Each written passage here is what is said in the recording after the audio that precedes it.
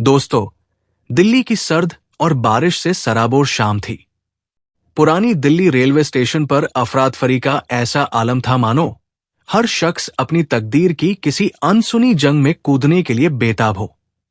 उसी भारी भीड़ के बीच कंधे पर एक पुराना और घिसापिटा बैग लादे एक 25 साल का दुबला-पतला नौजवान प्लेटफॉर्म से बाहर कदम रख रहा था। उसका नाम सुमित था। आंखों में आसमान छूते अरमान और जेब में सिर्फ 1800 रुपए की पूंजी। बचपन में ही माता पिता का साया उठ जाने के कारण गांव में उसका एक टूटा फूटा आशियाना था, जहां अब केवल पुरानी यादें दम तोड़ रही थी। दिल्ली आकर यूपीएससी की कठिन राह तय करने के लिए उसने अपनी पुश्तैनी जमीन का टुकड़ा तक बेच दिया था। स्टेशन की दहलीज पार करते ही सर्द हवा के थपेड़ों ने उसके चेहरे को छुआ, लेकिन भीतर एक ही खौफ घर किए हुए था कि इस विशाल महानगर में वो कहां टिकेगा। मूसलाधार बारिश शुरू हो चुकी थी। उसने सड़क किनारे खड़े एक चाय वाले से पूछा, भैया, मुखर्जी नगर जाने का रास्ता कौन सा है? चाय वाले ने उसे ऊपर से नीचे तक आका और व्यंग्य भरे लहजे में बोला, लगता है नया यूपीएससी वाला शिकारी आया है। सुमित के चेहरे पर एक हल्की सी मुस्कान तैर गई और उसने हामी भरी। चाय वाले ने गहरी सांस खींचकर नसीहत दी, ये शहर कितनों के सपने चकनाचूर कर देता है बाबू, जरा संभल कर चलना। सुमित कुछ पलों के लिए स्तब्ध रह गया, फिर उसने अपने बैग को कसकर भींच लिया। अब पीछे लौटने का कोई रास्ता शेष नहीं बचा था। थोड़ी ही देर में ऑटो पकड़कर वो मुखर्जी नगर जा पहुंचा। चारों तरफ किताबों की दुकानें, कोचिंग संस्थानों के बड़े बड़े इश्तिहार और हजारों उम्मीदों का बोझ ढोते नौजवान नजर आ रहे थे। लेकिन सबसे बड़ा संकट सिर छिपाने की छत का था। जिधर भी वो जाता, मकान मालिक मुहमांगा एडवांस मांगते, 10,000 से 15,000 तक। रात के 9 बज चुके थे। बारिश और तेज हो गई थी।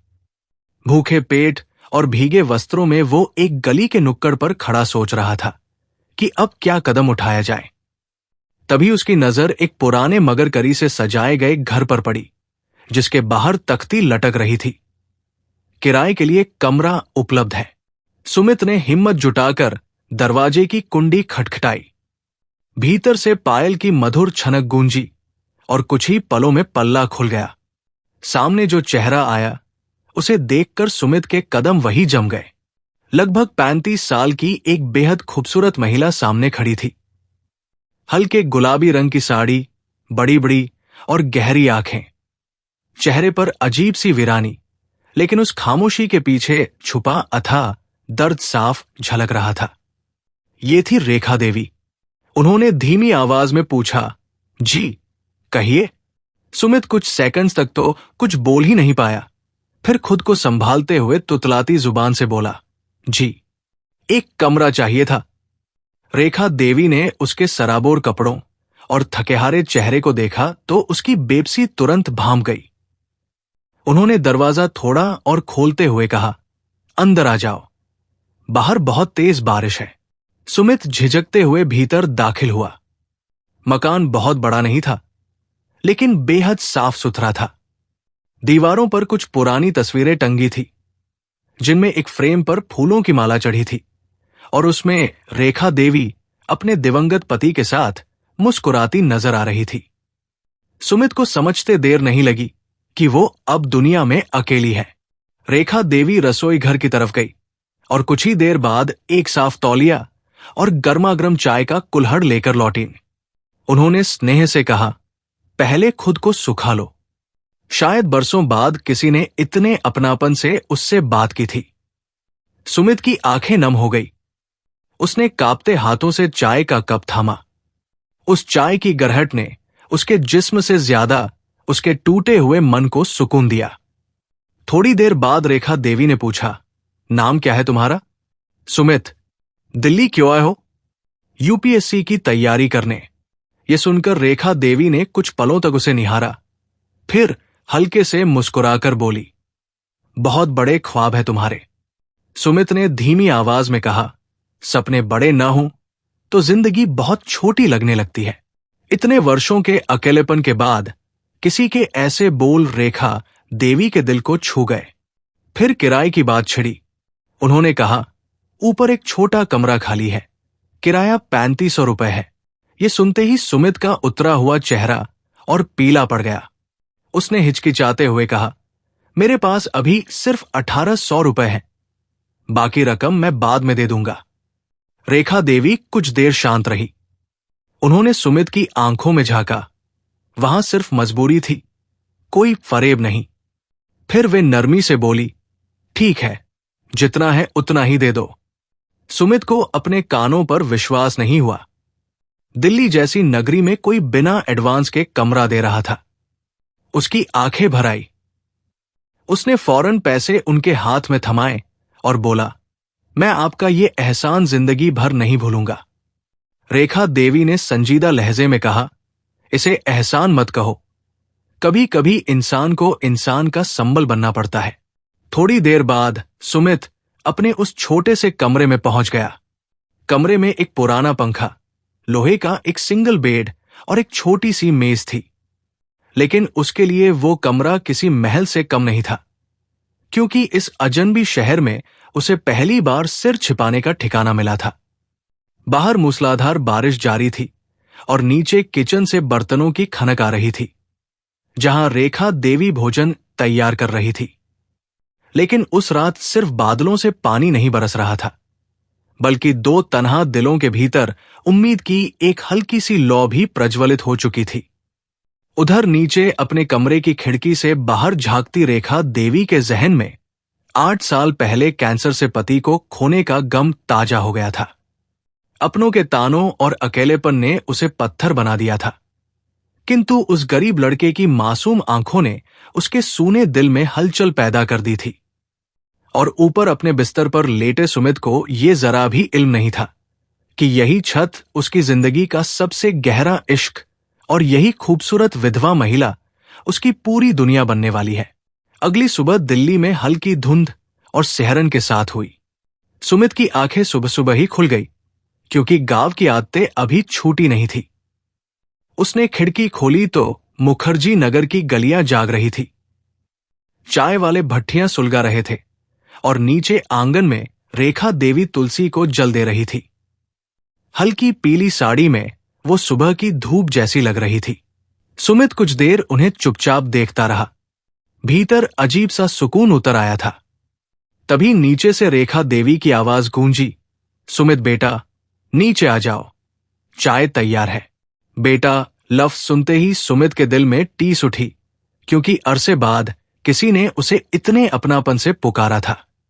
वो भागकर नीचे आया। रेखा देवी ने उसके आगे चाय और 2 पराठे रख दिए। सुमित झिझकते हुए बोला, मैं बाहर खा लूंगा।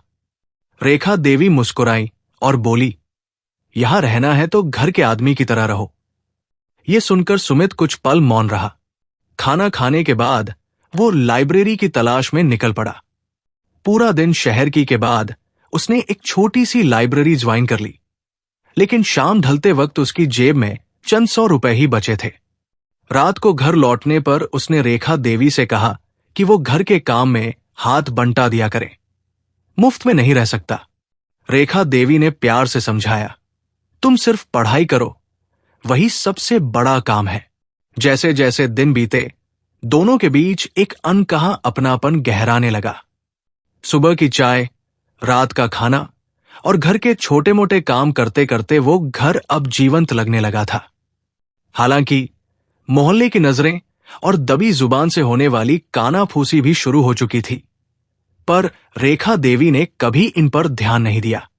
एक बरसात भरी रात बिजली गुल थी। सुमित ऊपर पढ़ाई में मग्न था। तभी नीचे से बर्तन गिरने की आवाज आई। वो भागा भागा नीचे आया तो देखा रेखा देवी अंधेरे में फिसल कर गिर पड़ी है और उनके पैर में चोट लग गई है। सुमित ने घबराकर उन्हें संभाला और सोफे पर बिठाकर मरहम लगाने लगा। रेखा देवी ने नम आंखों से पूछा, तुम मेरा इतना ख्याल क्यों रखते हो? सुमित की पलकें झुक गई, क्योंकि इस शहर में आपने मुझे सिर्फ छत नहीं, जीने की एक वजह दी है। उस रात के बाद दोनों के दिलों में एक नए रिश्ते की नींव पड़ चुकी थी, जिसे अभी कोई नाम देना बाकी था। वक्त पंख लगाकर उड़ने लगा और देखते देखते 6 महीने बीत गए। सुमित दिन रात लाइब्रेरी में पसीना बहा रहा था, तो रेखा देवी उसकी हर छोटी बड़ी जरूरत का ख्याल रख रही थी। एक शाम जब सुमित का टेस्ट खराब हो गया और वो बुरी तरह टूटकर अपने कमरे में गुमसुम बैठा था, तो रेखा देवी उसके पास पहुंची। सुमित की आंखें छलक आई और वो बोला, शायद मुझसे नहीं होगा, सब मुझसे बेहतर है। रेखा देवी ने उसके सिर पर अपना हाथ फेरते हुए आश्वस्त किया, हारने वाले कोशिश करना नहीं छोड़ते सुमित, और जो कोशिश नहीं छोड़ता उसे दुनिया की कोई ताकत नहीं रोक सकती। तुम एक दिन बहुत बड़े अफसर बनोगे। उस प्रेरणा के पलों में अचानक भावनाएं बह गई और सुमित ने उनका हाथ थाम लिया।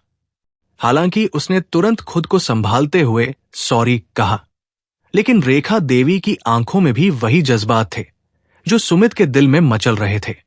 कुछ दिनों बाद जब रेखा देवी को तेज बुखार आया और सुमित ने पूरी रात जागकर उनकी तीमारदारी की, तो फासले पूरी तरह मिट गए। आधी रात को जब रेखा देवी की आंख खुली और उन्होंने सुमित को जमीन पर बैठे हुए अपने हाथ पर सिर रखे सोते देखा, तो उनकी सिसकियां निकल गई।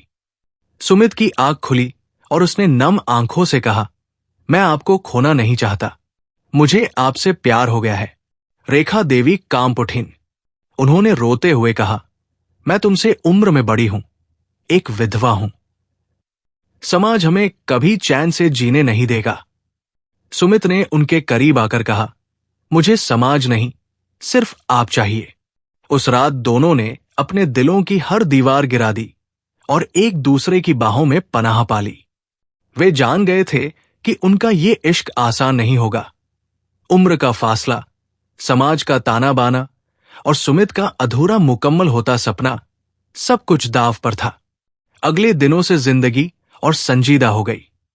मोहल्ले की औरतों ने ताने कसने शुरू कर दिए, लेकिन जब एक दिन सुमित ने कुछ शोहदों को रेखा देवी के खिलाफ अभद्र बातें कहते सुन लिया, तो उसका खून खौल उठा और उसने उन्हें 2 टूक सुना दिया।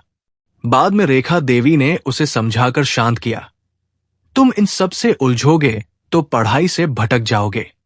सुमित ने और भी ज्यादा मेहनत शुरू कर दी।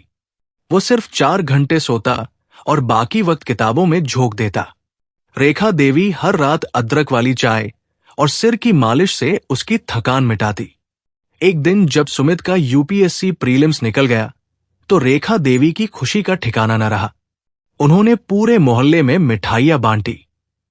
लेकिन ये सफर इतना भी सीधा नहीं था। कुछ महीनों बाद जब सुमित का यूपीएससी मेंस का रिजल्ट आया और वो असफल हो गया, तो उसकी दुनिया उजड़ सी गई। उसने खुद को कमरे में बंद कर लिया। दरवाजा तोड़कर अंदर पहुंची रेखा देवी ने उसे बिलखते हुए पाया। सुमित रोते हुए बोला, मैं हार गया रेखा जी, मैं आपको कुछ नहीं दे पाया। रेखा देवी ने उसका चेहरा अपने हाथों में थामा और उसके माथे को चूमते हुए कहा, तुम हारे नहीं हो सुमित, तुम्हारे होने मात्र से मेरी जिंदगी मुकम्मल है। उसी रात सुमित ने खुद से अहद किया कि वो सिर्फ यूपीएससी ही नहीं, बल्कि पीसीएस, पीसीज की जंग भी जीतेगा।